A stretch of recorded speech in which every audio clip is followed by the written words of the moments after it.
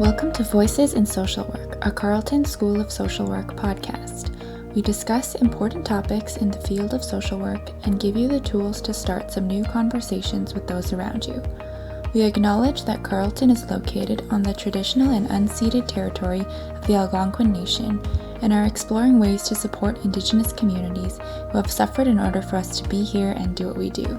Let's get started.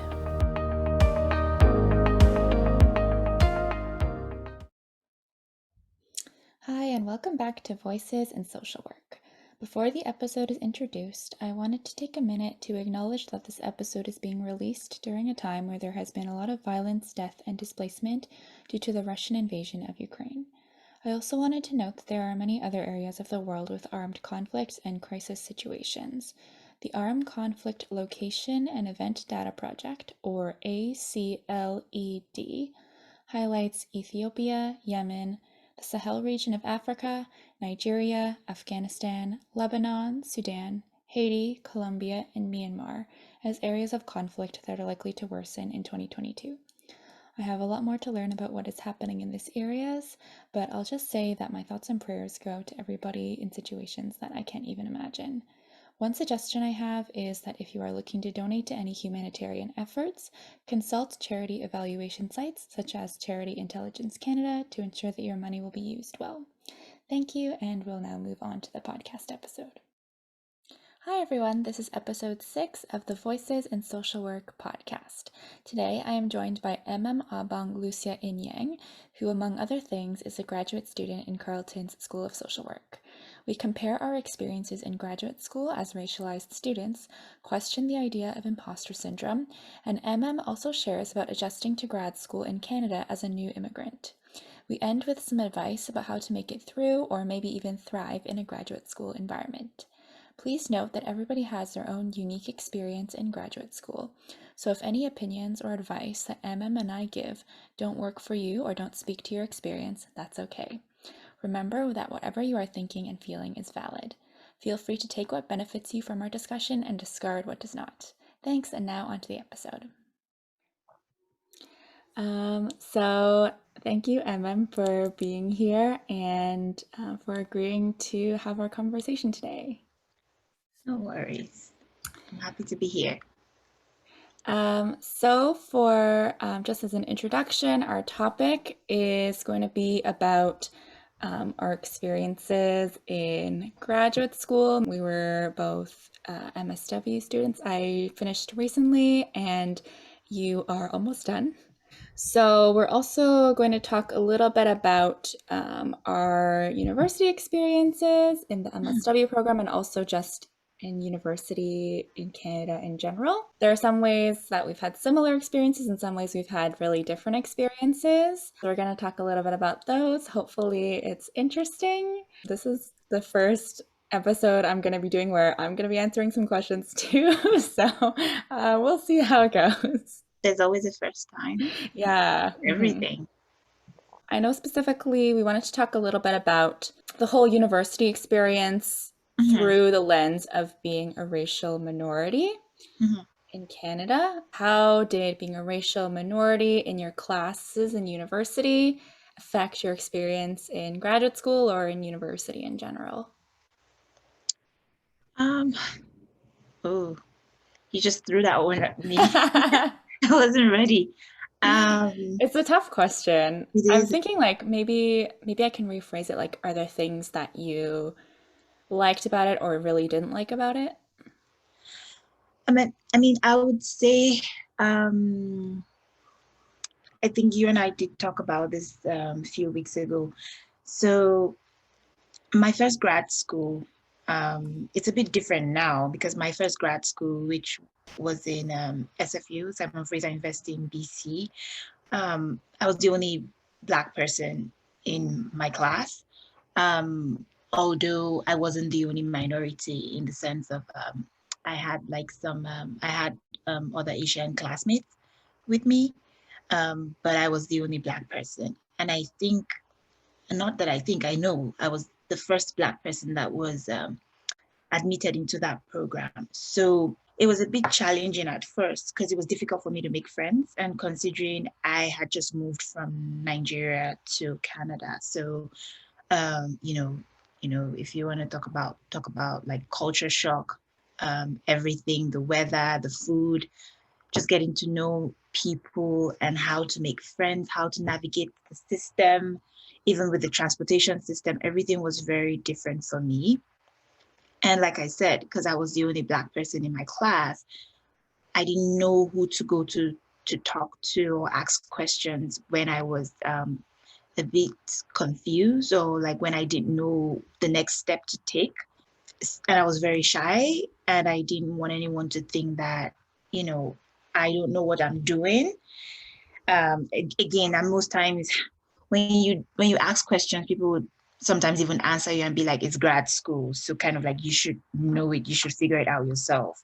How are you in grad school if you don't know, things like that. So it made it very difficult for me to, actually admit that I needed help in certain things too.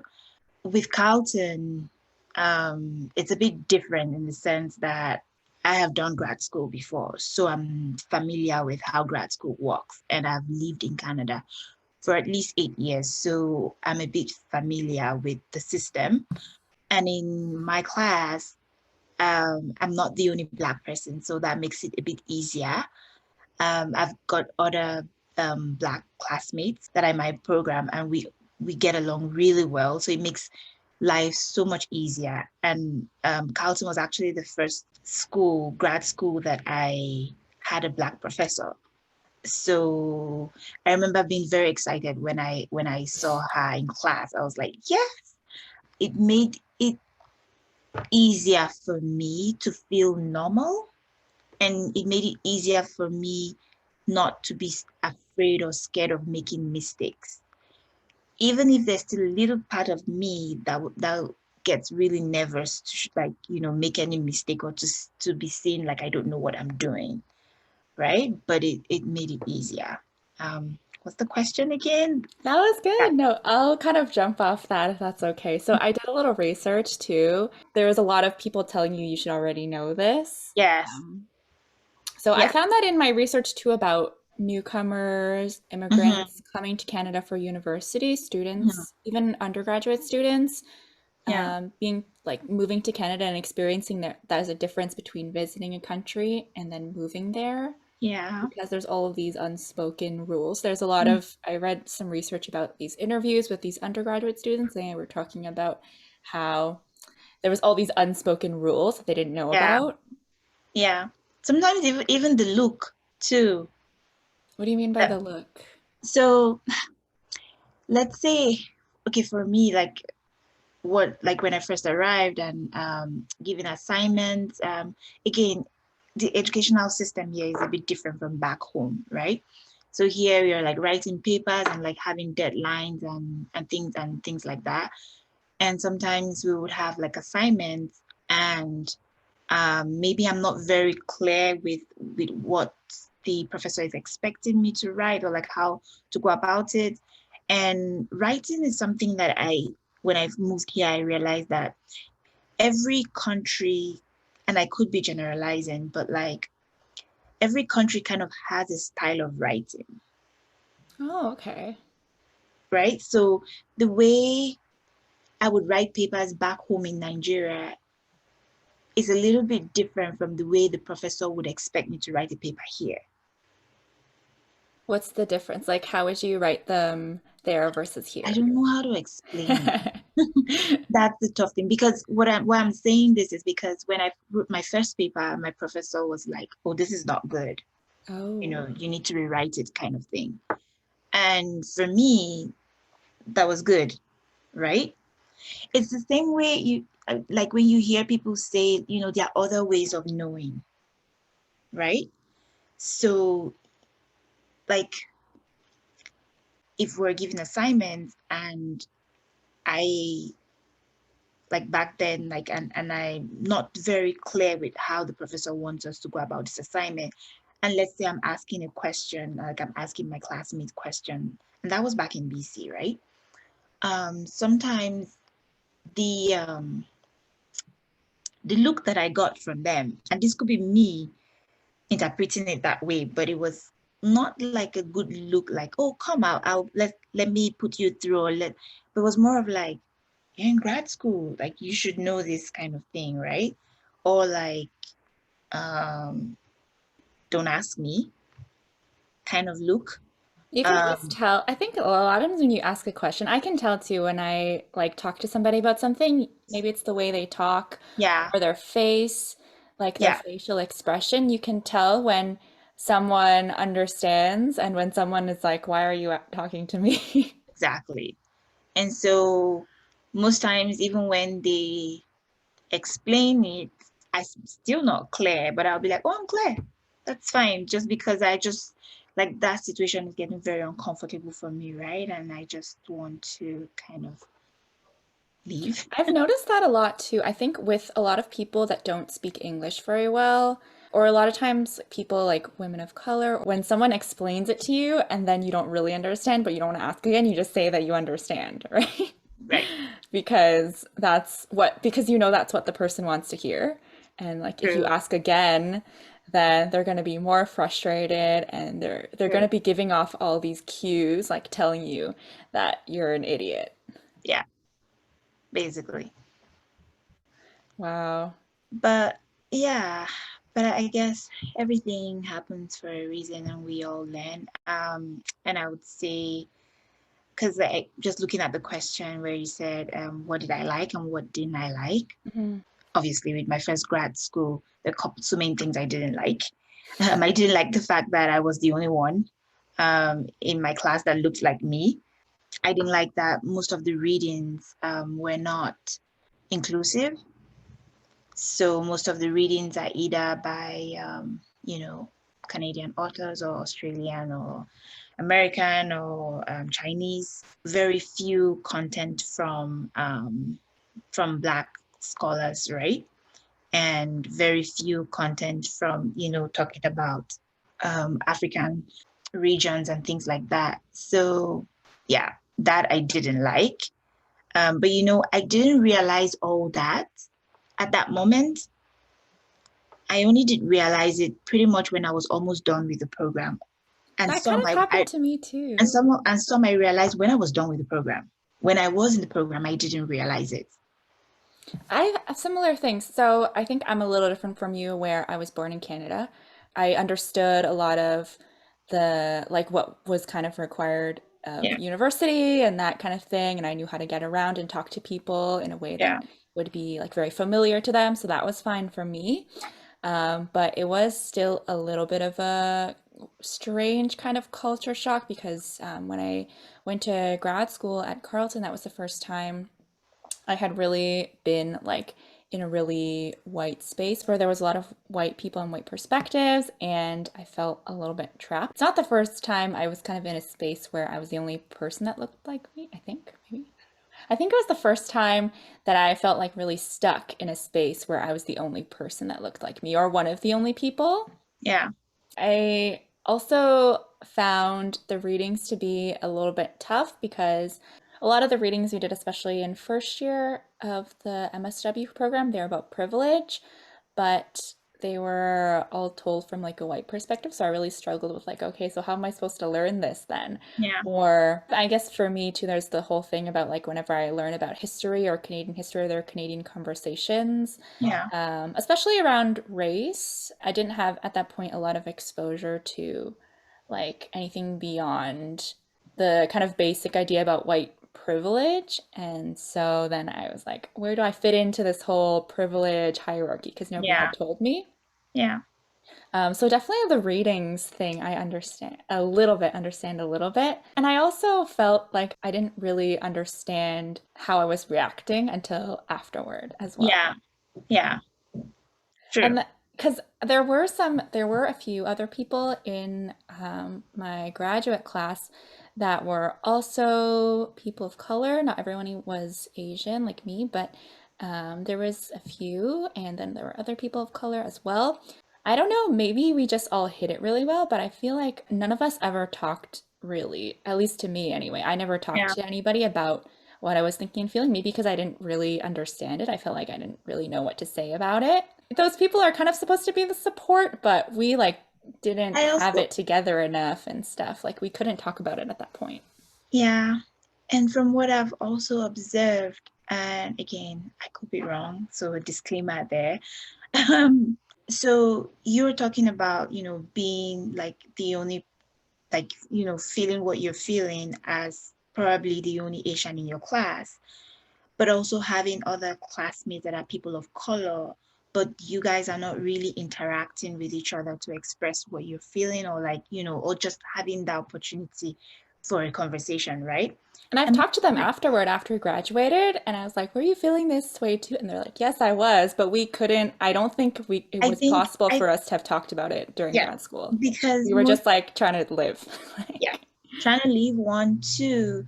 Sometimes when you want to be vulnerable, like when you want to get to that space where you want to be vulnerable with people, like tell them like you're struggling, you also want to make sure that the person you're telling you on, the person is also like you're both on the same page.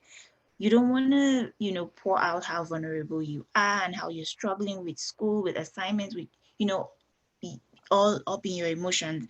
And then the person is like, oh, I'm fine. Like, I know. That's, I think, why I didn't then you talk will about it because I was feel like, what if really, they're going to say that to me? exactly. Then you feel really dumb and feel like, okay, then I'm the only one who basically is going through this, Yeah, and right? it's just Or like because of me. It's not because of yeah. any And racism or anything. and then you feel like you're really dull, or like you just cannot get your, I don't want to curse, but you just cannot get your whatever together. Yeah. You know what I mean?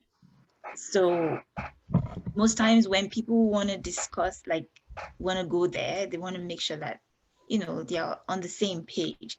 And like you said, um, you know, you being Asian and these other people, let me just assume, maybe just being Black, both of you, your stories and your struggles are very different, Hmm. right? So they might not know how to have that conversation with you because they may feel like they may view you like, oh, you're privileged, like you have everything going on well for you. You may also view them like, oh, they're also privileged. So you see, it's really difficult to have that conversation when both people are thinking like, no, she's good, right? Yeah. Most times it's Hmm. after school you find out like, no, we're both not good. So you said after you graduated, you kind of realized like you were able to reflect on your experience a little bit more, Yeah, right? yeah. So when I was in grad school, um, in BC, I had two professors that were really awesome and great. In fact, one of them, I took a course. It was an elective, and he just noticed that in class I was always very quiet, right? And I think, I don't know if Carleton, if they do this, but like in SFU, the PhD students would be in the same class with master students. So they'll be taking classes with master students. Yeah. So sometimes like the classroom, like the conversations would be like very, very intense. Not that anyone's arguing, but like everyone's like just talking about the readings and being very critical about the readings. And you know how sometimes like PhD students would be, right? And then they start quoting all these authors, and then you feel like, oh wow, like I know nothing, right? So the classes are always like that, especially this class that I was in. I think they were just very, maybe three or four of us that were master students, the rest were PhD students. So like every time in class, they're just like going back and forth with each other. And I'm like, wow. And I'll always be very quiet. And this professor noticed I was always very quiet. And then after class one time, like he asked me to stay back. And then he was like, is there any, like, are you okay? Like he just wanted to probably just hear my voice, be sure that I have a voice and I can talk. But like he asked me and I was like, well, where I come from, we don't, like in class, like put up your hand if you have something to say. We don't have, and sometimes I feel like if I want to engage in this conversation, I feel like I'm interrupting and I don't know when to, speak because everyone is talking, right? And so he was like, okay. And then he tried to explain to me like, it's not like it's okay, like you can speak. don't feel like you're offending anyone. It's fine. And so what he would do during classes would be when they're all talking, sometimes you'd be like, oh, I mean, what do you think about, this topic? Oh, Like, that's yeah, great. and then I would say something. So that's how I was able to kind of find my voice in that class. And that also helped in like other classes too, right? So Like that other way, people did that as well? no, like because I was able to find my voice in that class, because I was able to find a way to participate in that class, like engage without feeling like I'm interrupting anyone or being rude. I was able to incorporate that in other classes too, right? So even if professors in other classes don't ask me to speak, somehow I kind of learned how to, you know, take up space on my own, right? Does that make Yeah, I sense? think actually that happened to me a little bit too, where I had Yeah. some classes where there was like one or two people kind of looking out for me, which is really nice. Yeah. And then I was able in other classes then to talk. It's just like, just gives you a little bit of that boost and then you can take it from Yes. there, right? Yes. And then yeah, it felt really great. But then coming to Carleton, I mean, I'm familiar with that, so that wasn't a problem. Carleton is, and again, majority of my grad program has been online thanks to COVID. So Yeah, um, that's the difference between us two. yeah, So I did most of my graduate program in person. yeah. So with online learning, like, if we want to talk, because if we speak that way, it's going to be a disaster via Zoom. So we have to use the, putting up your hand features on Zoom. So to be able to speak, so that also helped. That's And still like, scary. it is scary. It is scary. Yeah, that's a whole different dynamic with the It, online classes. You think in that space you also needed people to like kind of ask you? I think like it was also very tough because that's a different space, right? Because this, my classmates, like when we first started this program, of course, never met them before in person, just started on Zoom, got to know them via Zoom. So, of course, like everyone is like, okay, how do I make friends? How do I say hi to this person? So, everything is pretty weird. But we had an awesome professor who actually took her time to like pair us together in our first class.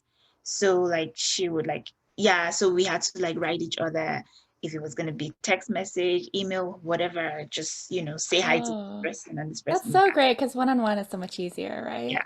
Yeah. So she did that, which was awesome.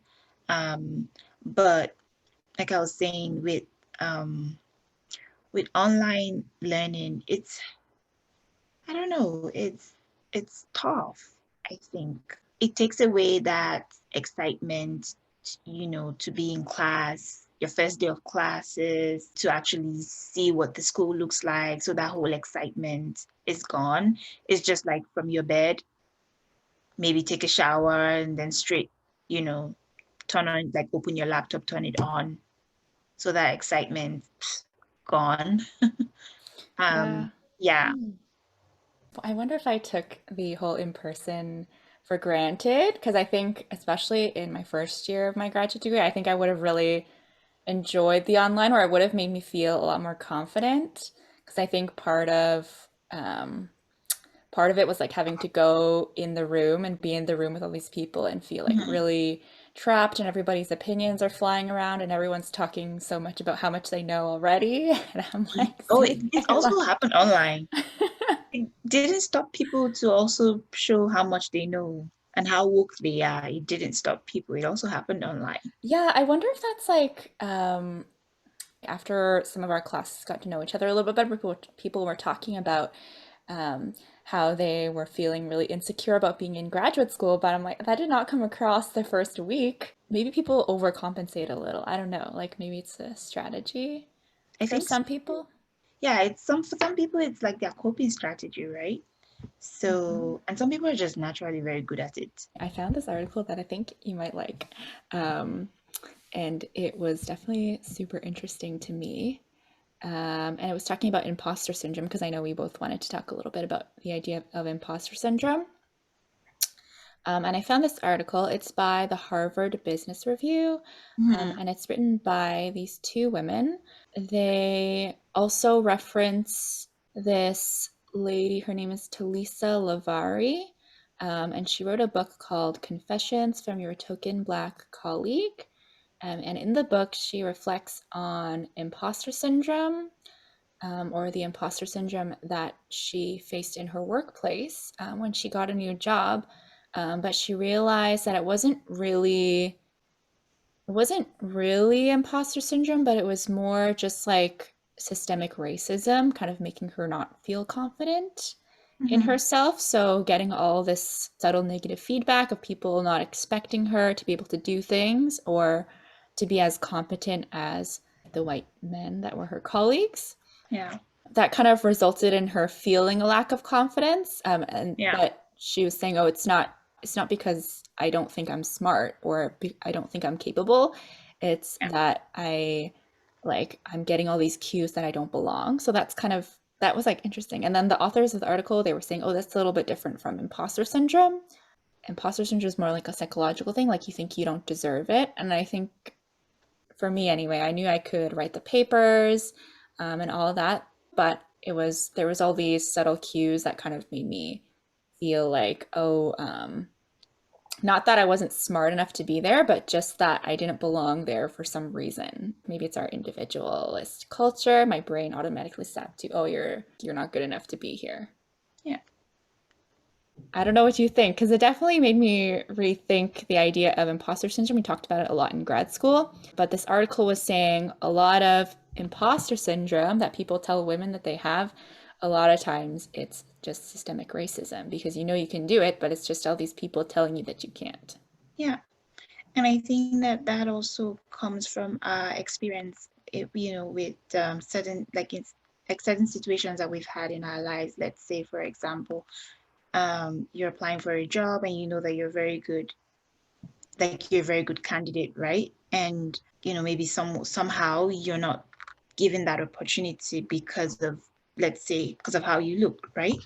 Let's say you're working in a store as a sales rep and someone makes a very racist comment towards you, just like we all know. Well, let me not say we all know, because some people may not know that racism actually has a very negative effect on our health, right? With our experience with racism and the many times that we have been rejected, or the many times that we've been insulted or called all manner of names, or that adds up. And when there's an opportunity that that you deserve, automatically your brain has a way of reminding you of this, of this experience. It's like, okay, you were a salesperson, you couldn't even get your whatever together, like you couldn't even make it. So what makes you think that as a social worker you're going to make it, kind of thing, right?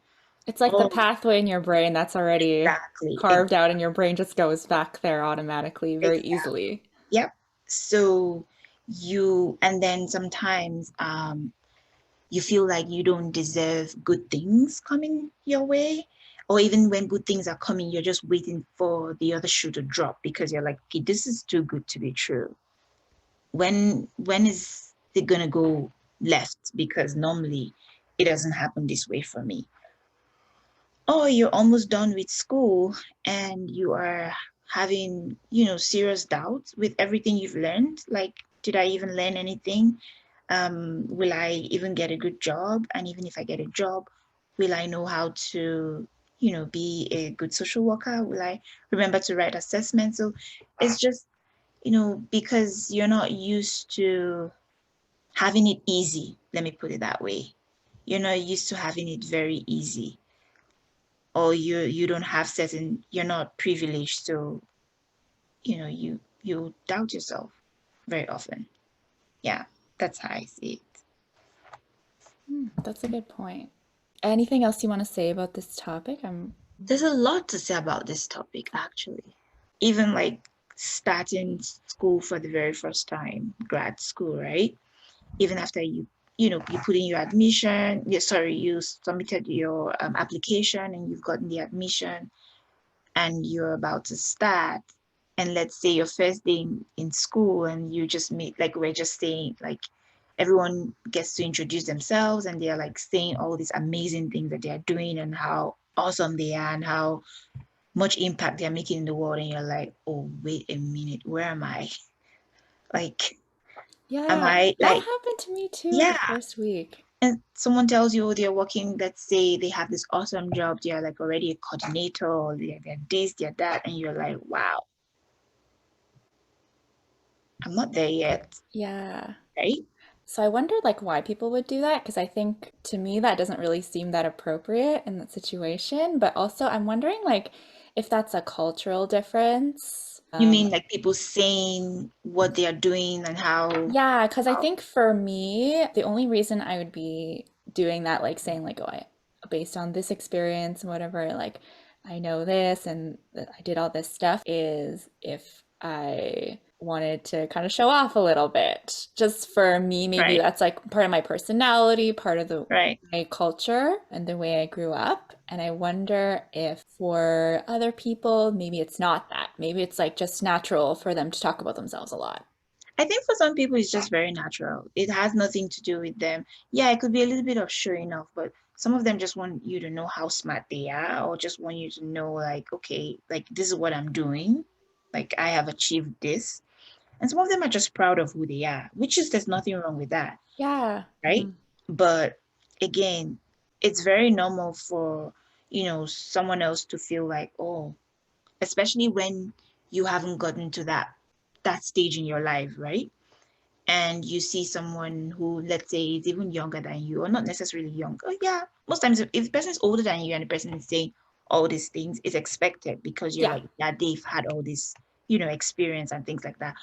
But if it's someone that is younger than you or within the same age with you, there's always a tendency for you to think that, what have I been doing with my life, kind of Hmm. thing, or like, or it could be a challenge too, right? For you to be like, okay, I need to start doing this for myself.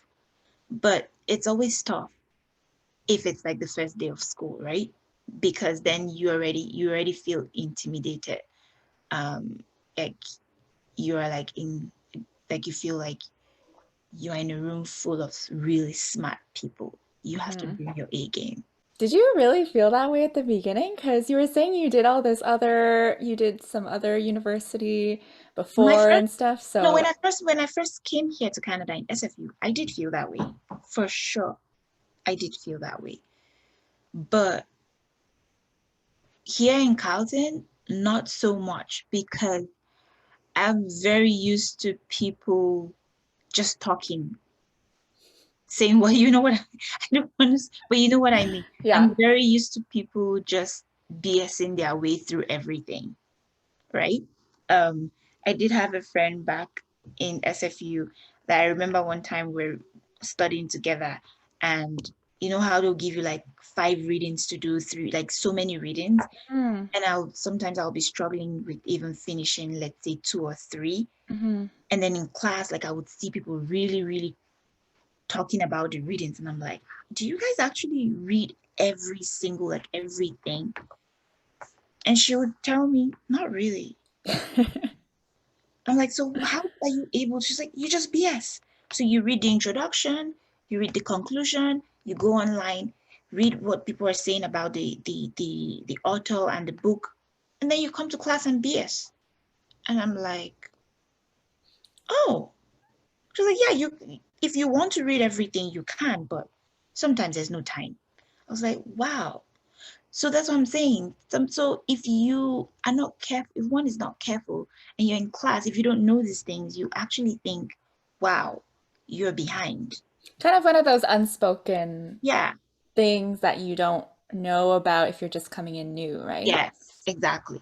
So she told me that, and somehow I stopped feeling terrible.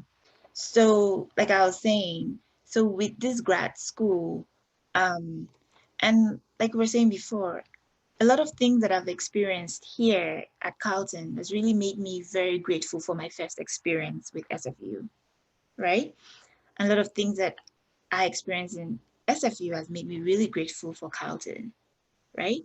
So, but then again, for those who didn't have the opportunity to actually have an in-person grad school, like to actually experience grad school in person rather than online that we've been doing, definitely would have missed a couple of things. That, you know, that whole experience, that whole fun aspect of like being on campus.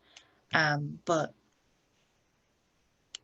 yeah, You don't get as good of a sense of like the culture of graduate school, you think? yeah, yeah.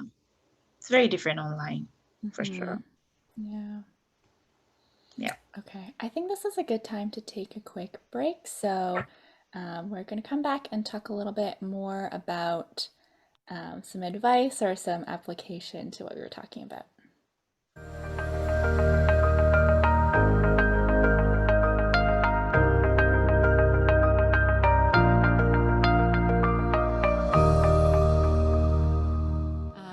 Okay, so we're back from break and we're going to talk a little bit more about some more practical advice based on some of the things that we talked about. So, a lot of things we talked about were like these things about unspoken rules, right? Or not being able to, like, there's a lot of cultural things that you have to figure out. And a lot of times it involves getting a lot of negative feedback before you figure out exactly what the difference is between you and them Yeah. or you and the culture. Mm-hmm. So, do you have any advice for students that are coming here, moving to Canada for university, or for racialized students that are coming to graduate school and experiencing that culture shock? Um, well, I know people have probably heard this so many times, but believe in yourself, which is very true. Um, because if you don't believe in yourself, a lot of the culture shock that you would experience would definitely break you, and it would be so easy for you to give up and just, you know, you just want to throw in the towel as soon as, you know, possible. But just holding on to um, that faith in yourself would definitely pay off. I guess a lot of times, like if you grow up in a place where you feel safe and comfortable and that kind of thing, there isn't really a need to believe in yourself as much because Yeah, everyone's just kind of pushing you along and you're just yeah, going with the flow and you don't really need to know why you're doing it. But as soon yeah, as you're in somewhere where you feel resistance, then it's really yeah, important to know, right? yeah. It's very important to know that you can achieve anything and try. I know it's always very hard for especially like newcomers when people say try and network, try and make friends. It's very hard because it's like, where do I start? Right? But I would say start anywhere. It doesn't have to be your classmate in like your direct class. It could be someone from, let's say, another department, another program, and you know, just try and make friends and good friends. The like kind of friends that would actually support you and would not look at you like you're dumb or, you know, try to belittle you. And when you have those friends, keep them really close. Yeah. That's so hard. I feel like that's so hard. I'm just imagining myself in graduate school. Like that would be that would be so hard to try to like put myself out there like that. Yeah. I don't know how to make friends. That's something I struggle with. Me I'm too. more of like, if you put me in a room, I'll be very quiet, just observing everyone. I wouldn't say a word, but once I'm able to find that person that I click with, I could be very, very noisy around that person. And it's like I'm a different person. So I remember in grad school, like I said, it was very difficult for me to make friends. And I made a very good friend. We're still very close friends when we're almost done with the program. How That's sad. great. I wish we were friends right from the very beginning. And just like you're saying, we started talking in the bus because we're stuck with each other. So somehow we started talking and then we became close. And then we found out later, because when I see her, I'm always like, She looks like she has everything going perfectly well for her, right? And she said she thought the same thing about me. But we're both having our own, struggles with grad school, right? And we didn't share with anyone. We only got to share when we're done with the program. But then we became very close, and we're still very close till date. She's like one of my very, very best friends. Um, so I would just say try and make friends with good people. It People, goes along with believing in yourself yeah, too, right? yeah, Because you have to believe in yourself enough to reach out or take a little bit of a risk yeah, and maybe admit that you're struggling sometimes. That can be yeah. really hard. That was what I was gonna say next. Like, there's nothing wrong with admitting that you're struggling and you need help. Don't be ashamed to ask for help.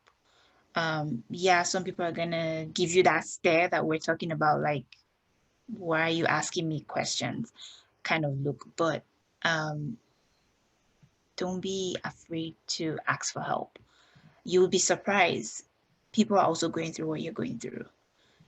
For like racialized students, don't be afraid to ask that professor for help. If, let's say, there's a professor that you feel um, would listen to you, go talk to that person.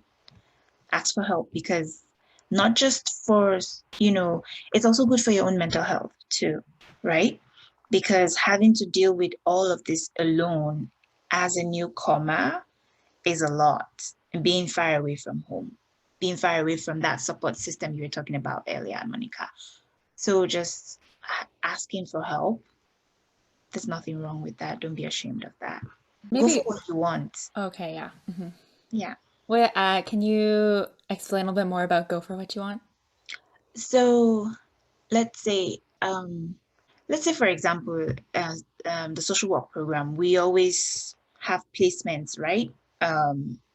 As for me, that I did the 2-year program, so you have the placement, you have two placements.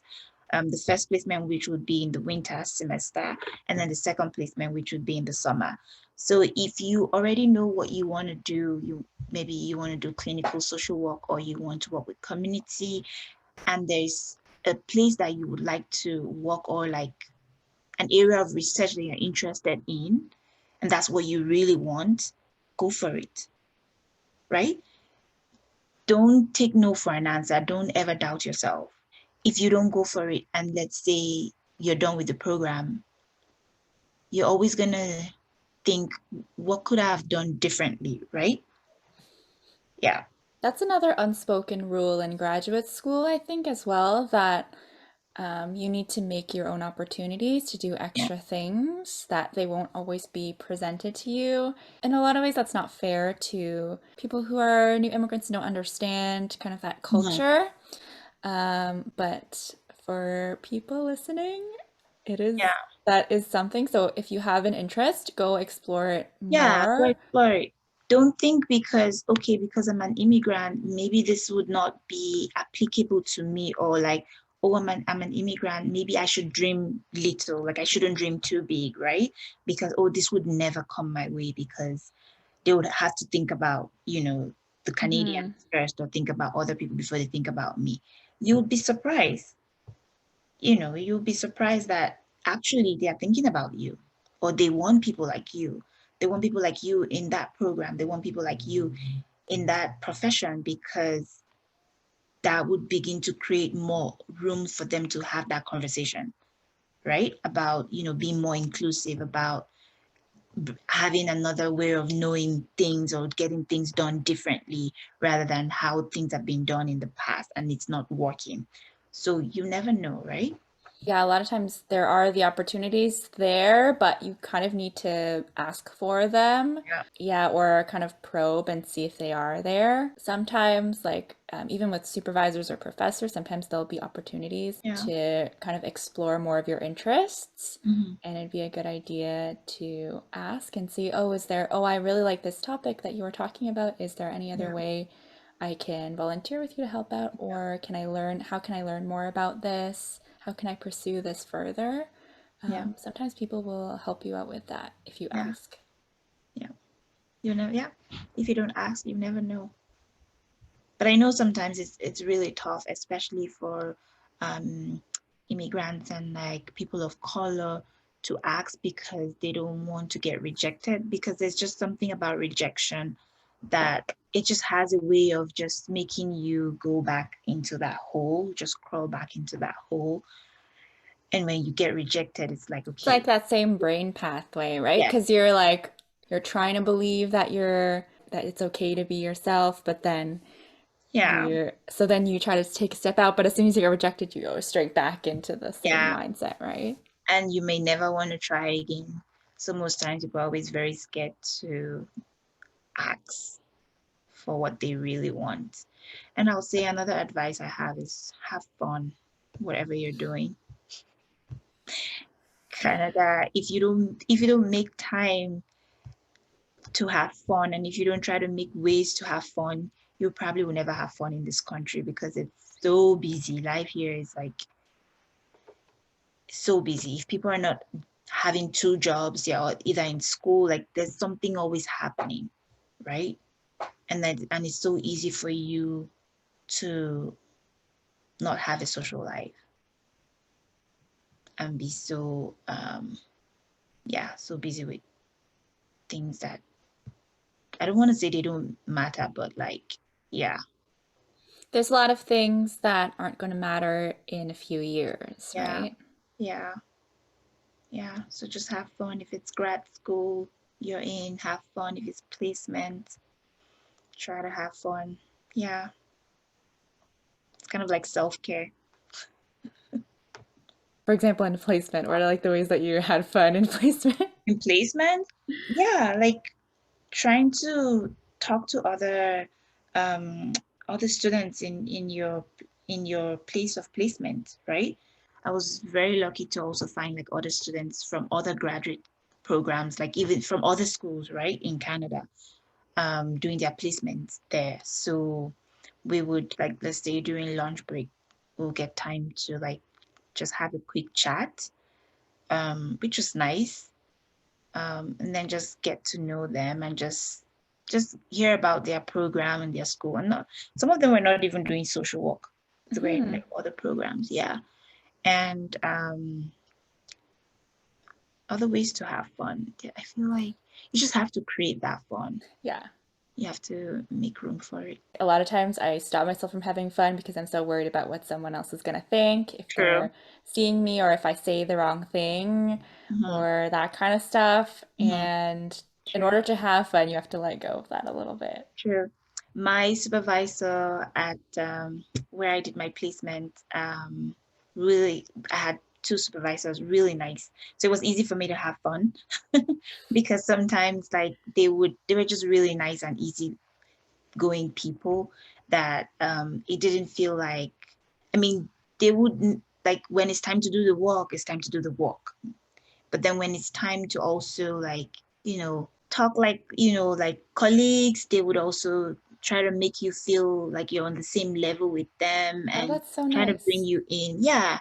So it was really nice to get um that opportunity too. But I know that not many people have that opportunity. Mhm. But yeah.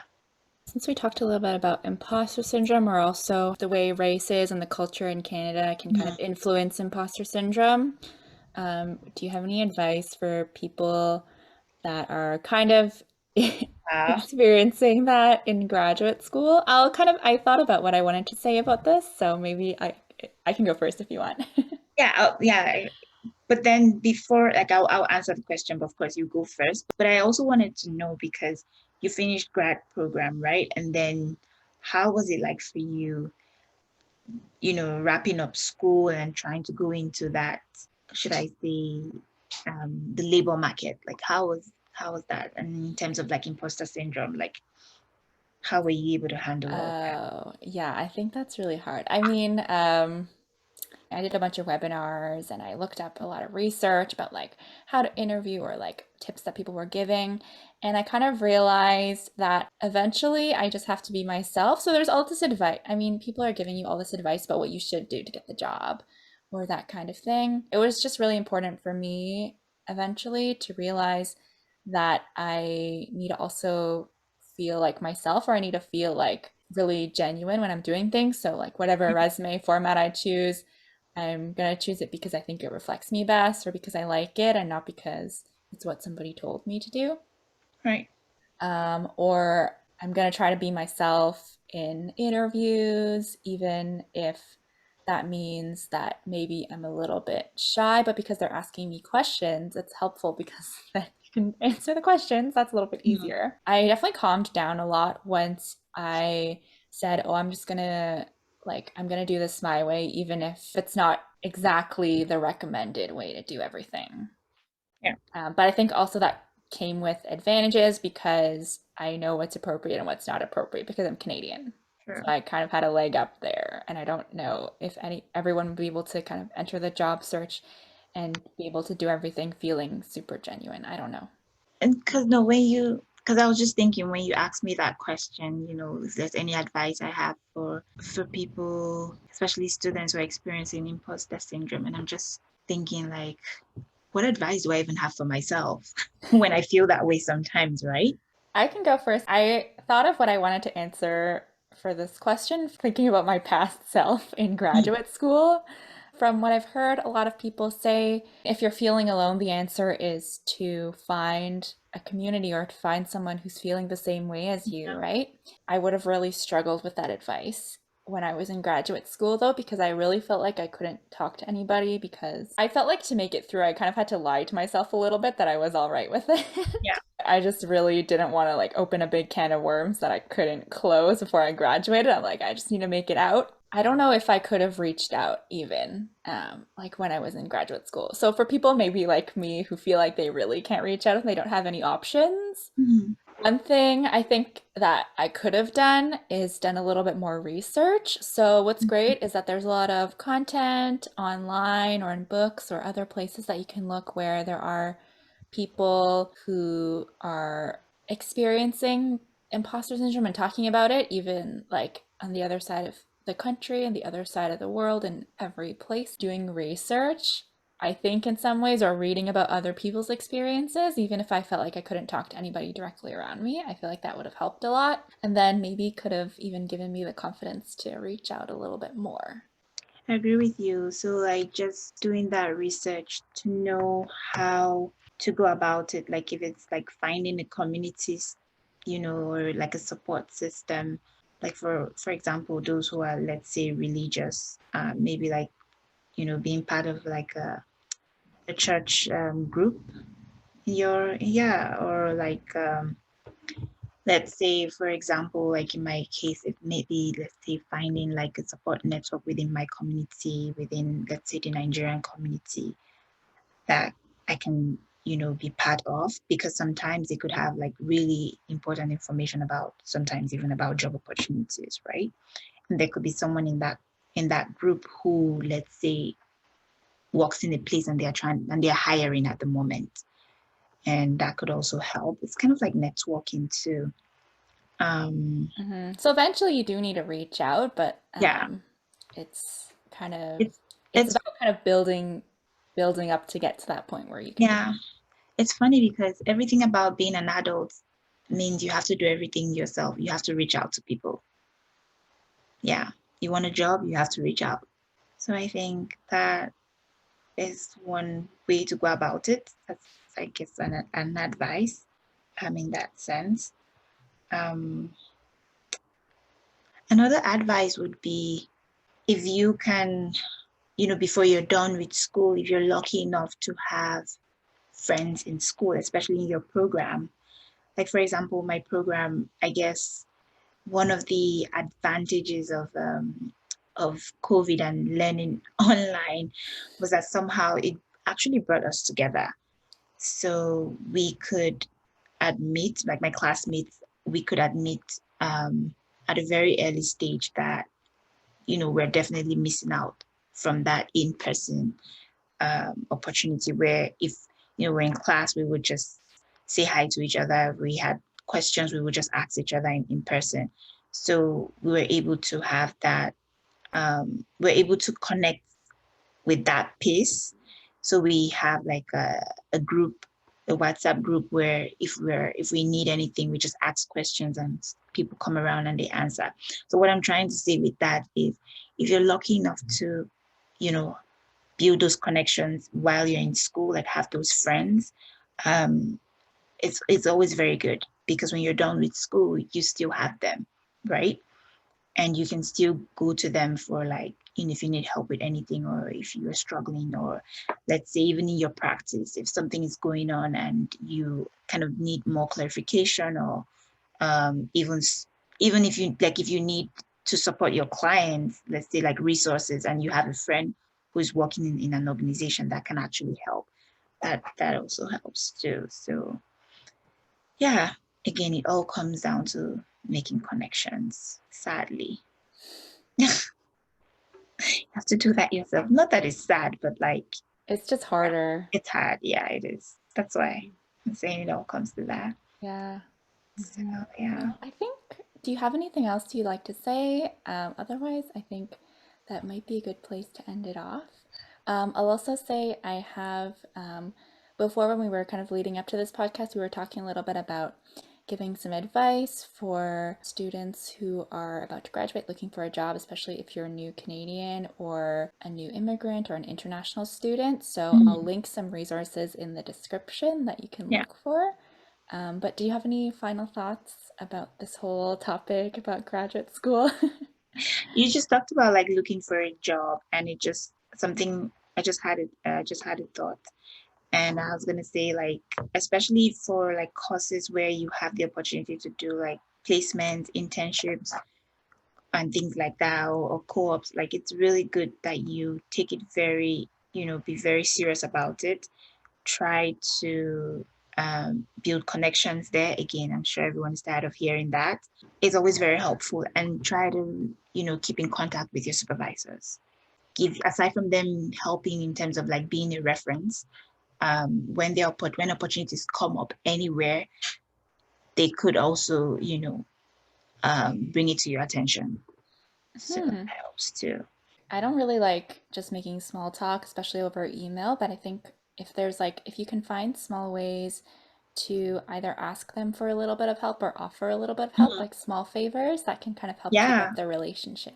Yeah. So for example, like some of them, like, especially, and I'm just going to keep it within the social work field.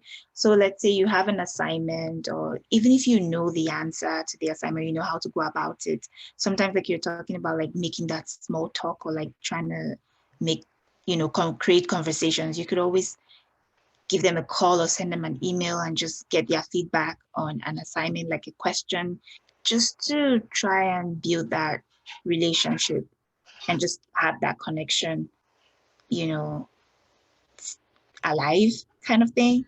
Yeah, because like for most of them, if they always take students very often, it's so easy for them to, I don't want to say they might forget you, but it could be easy for them to forget a student if you were not very active during your placement, right? Yeah. And first impression matters, right? Like we all know that. And if, let's say, you are still keeping in touch with them, even if it's by, asking them a question about, let's say, schoolwork, an assignment, or you want their input on something, or you want their advice, they always would remember you because of that, because you are still keeping in contact with them. So if there's an opportunity, of course, they're going to think about you. Yeah. And So, thankfully, if it's a field you're interested yeah, in, then you'll probably find questions to yeah, ask. yeah. So thank you so much for joining me. It was a really fun conversation. Thank you for having me. Thank you for listening to Voices in Social Work. We hope you now have something new to talk about or explore. If you have any feedback or suggestions for future episodes, please email us at sswpodcast@carleton.ca. You can also visit voicesinsocialwork.podbean.com to see our full list of episodes and links to all of the ways you can listen to us. See you next time.